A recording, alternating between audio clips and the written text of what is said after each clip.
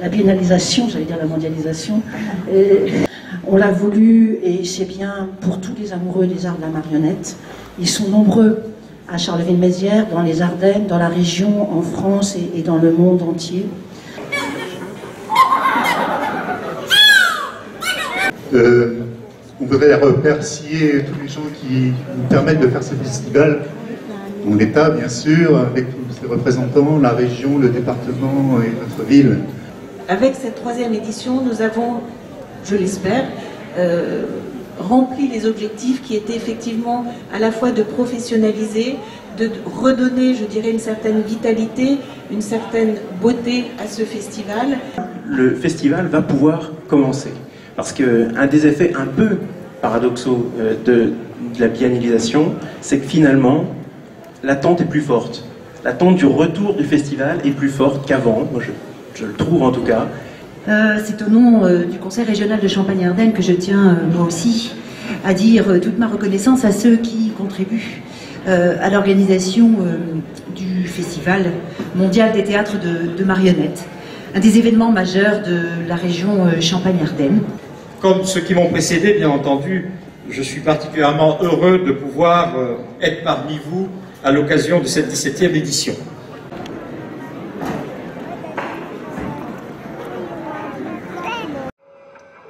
Le vendredi 20 septembre, spectacle inaugural. Avec l'aide de 40 participants locaux, les spectateurs ont pu suivre la déambulation d'un géant en osier manœuvré par 7 manipulateurs de la compagnie de l'Homme debout.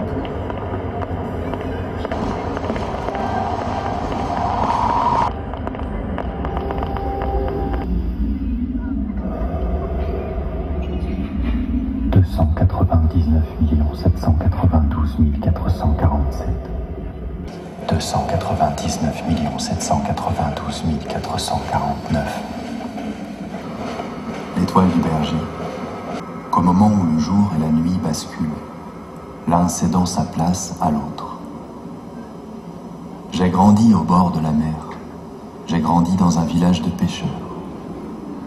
On y raconte que jadis les hommes devaient partir travailler chaque nuit au large, sur leurs petites embarcations.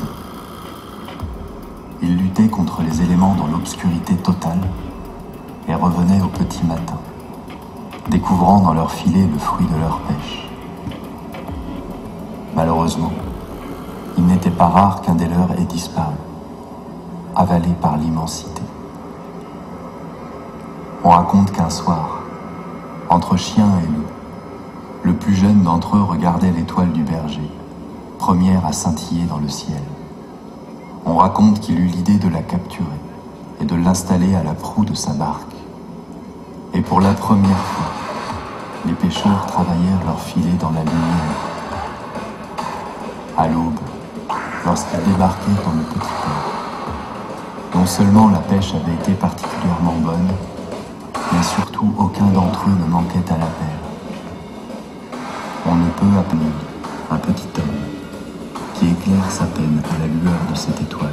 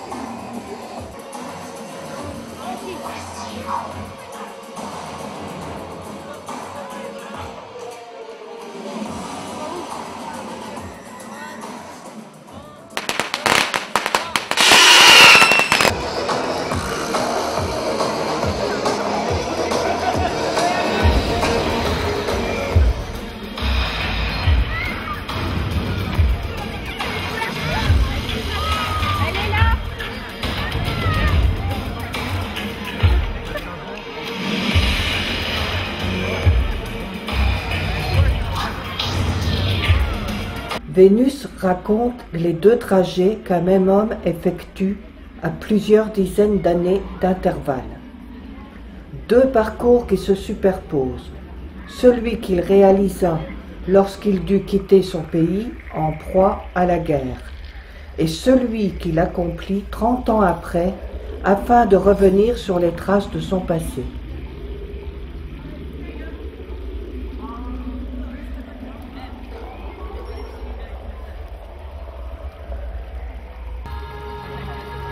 J'aurais aimé te libérer, mais le froid est tombé. La goutte a gelé, mon souvenir s'est figé là.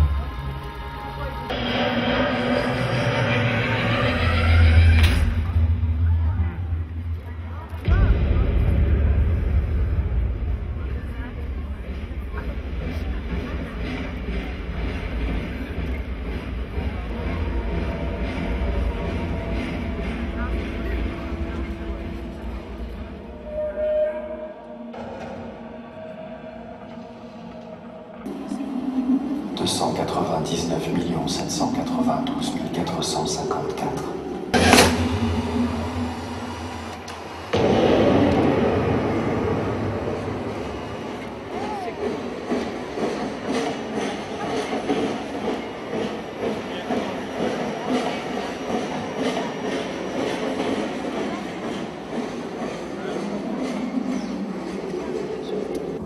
« 299 792 452. » Je cours et le monde s'efface autour de moi. 299 792 451.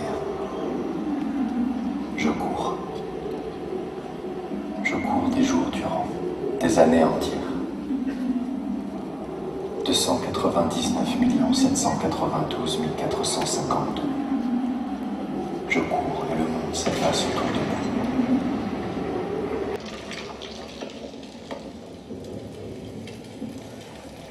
Les marches, les courses, les chutes, ne pas s'arrêter, continuer à avancer.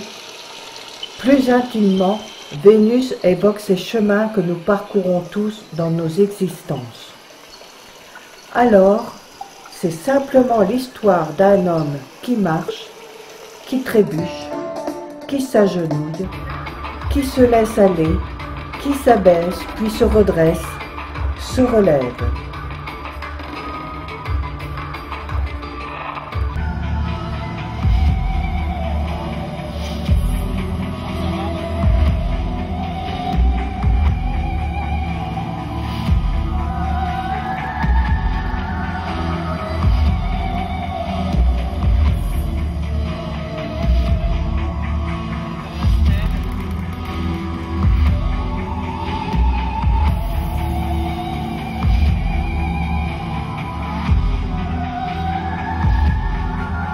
Par seconde.